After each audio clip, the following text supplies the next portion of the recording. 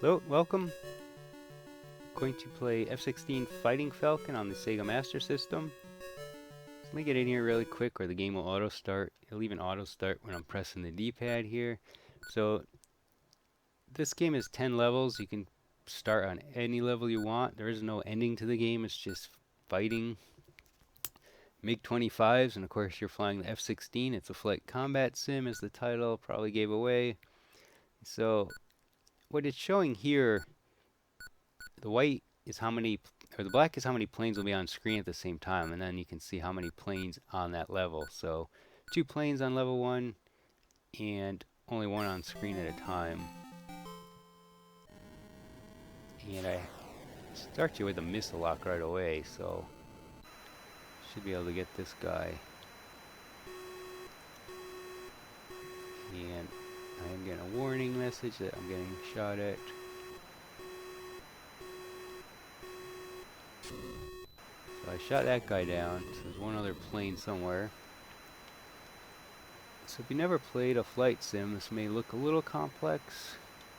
There's a lot on screen. Top is the compass, the right is the altitude, the left the airspeed, I believe. And then underneath that is how many missiles I have left. Or I can swap to guns. I have 500 rounds and 1 missile. So the starting missile number changes per level. Takes into account, the difficulty and how many planes you'll have to be fighting. Then down below, there's a lot going on. You have 2 different types of radar, and there's a fuel indicator. So since you don't refuel in this game, it's basically a time limit. You better shoot everybody down before the fuel's out, because you only get 1 life. And then also to the left of that, the SC and a bunch of zeros and 40. 40 is my score. Points are kind of based on what you shoot the enemy down with. Just launched my other missile. Then look down, look. It will sometimes say look up. It's basically telling if the enemy's above or below you. Manuals that I'm flying, I can switch to an autopilot. Alright, the other missile didn't hit. I think I fired it too soon. Yeah, I wasn't really paying attention. I was looking at the indicators. I think I was too far away. But now I'm close. No, he flew past me.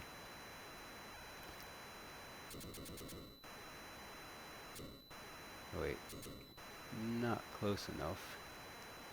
Hit the afterburners. I gotta get under 20, I believe. Yeah. And now he's coming at me, it looks like. This is a tricky. I don't think I've ever been good at this game. My high score I have written in the manual is 617. I guess it's much harder after, a couple levels in where they're constantly shooting at you. And so, there's 2 reasons I wanted to show this game. I know it's incredibly boring to look at. One was because I don't think it's a common game. Like, not a lot of games, not a game a lot of people would film for this reason, because it's just blah. And 2, it's unique in that this game requires 2 controllers.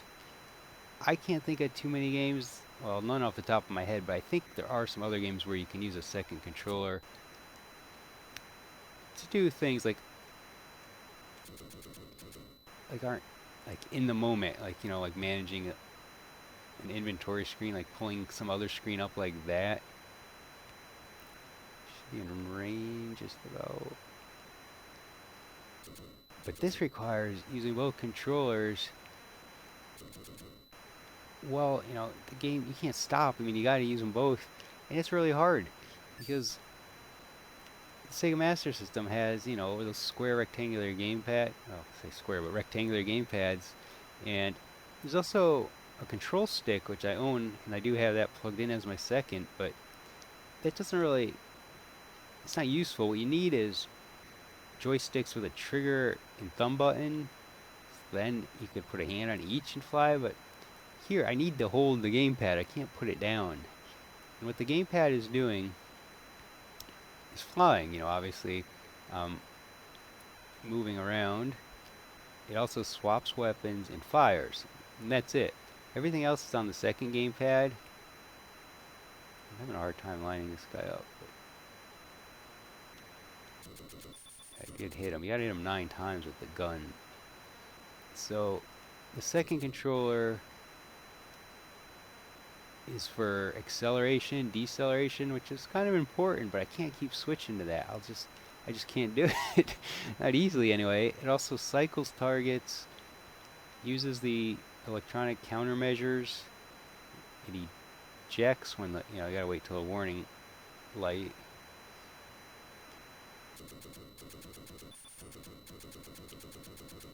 I may have hit them enough times. They don't just instantly blow up. There's no explosions. There's really nothing to see in this game.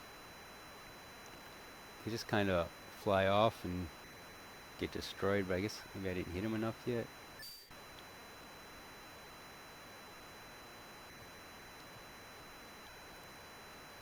So, yeah, this game is really hard, in part because of the control system. Well, I guess that's the main thing. It's just not much to look at. This is a card game. Yeah, I must have hit him enough by now. I think he's going down. So this is the only card game I have. Meaning it's not on cartridge. The Sega Master System, if you're not familiar with it, has a card slot. It looks similar to a TurboGrafx 16 game. Those are on cards as well, the Hue cards. So, I don't really know the point of the card system. Maybe they're cheaper to make. Yeah, see that? It took that plane a while to blow up, but I did shoot it down. I assume it holds a lot less data than a cartridge, but it's, maybe if they put this on a cartridge, it would have been better. And if you want a flight combat sim on a 8-bit console, here you go. It's realistic, I guess, but it's just not great. This is the whole game, so I'm not going to show you too much more. In fact, I'm going to let myself get blown up here. I'll just run into the ground. Just lower my altitude. I'm not trying to lower it. Returning the plane more than going straight down. I should speed up. So you can see the game over screen because it's one of the only other things to see. I'll show you 2 other missions, but only briefly, just to show you the different colors. You see this background's blue, which indicates a day mission. Unfortunately, the ground isn't even a different color, but that's that. There's also night missions that are black and cloudy missions which are gray. You may have noticed the enemies are usually gray. Sometimes they appear as white. But in a cloudy mission, if they're gray, you can't see them. You gotta really rely on your radar. So that's the game over screen. One of only a couple screens in the game. So 5 is the night mission. Most of them are day missions. There's only one, I think, one night and one cloudy. Alright, yeah, so here's the night mission. Let me turn on autopilot, not that it matters, but you can see it switched to autopilot down there in the left, lower left. And I am getting shot at.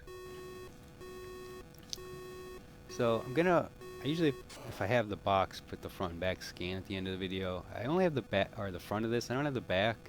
I think I used it, I cut it off a few games for some kind of Sega mail-in offer. Unfortunately, they wanted the whole back rather than just the barcode. Just I wish I hadn't sent in, because I think it was for something stupid. So I'm going to scan the front cover, and I'm going to scan the manual page that has all the controls on it, showing you 2 controllers. Because really, it's the only thing worth noting about this game. Because obviously there's far better flight sims on computers, and of course 30 years later, much better, more realistic games. So let me just reset this and hit the cloudy mission before I end the video. So it's an interesting note in the 8-bit era, but it's not a game that you to really seek out to play because it's not fun. At least I don't think so. Yeah, I have fun with some flight sims, but I'm not. I'm more toward the, say, the arcade style. I'm not going to take the time to really get all the specifics down. I don't care if it's realistic or not. Just like to have some fun. So that's that. I mean, it's cloudy, as you can see. The enemies are really hard to pick up. Sometimes you can kind of make them out, especially if they fly in front of the ground. You put autopilot on and just see if it finds an enemy. Well, it should, because it's autopilot. And you can kind of see it. Yeah, you can see kind of specks. It still some black dots there. Yeah, it's quite a challenge to play a cloudy mission, but it's only one of the 10. Most of them, like I said, are daytime missions. So that one's white. See, I don't understand why some up here... I guess it must be how close you are, but even sometimes they're gray up close. Oh, we missed. Alright, well, that's F-16 fighting Falcon. How did I do it? Sorry if I'm boring you with a terrible game. I just, like I said, thought it was worth talking about, if not worth showing, but you can't see me trying to operate these controls, but it's a pain. So, thanks for watching.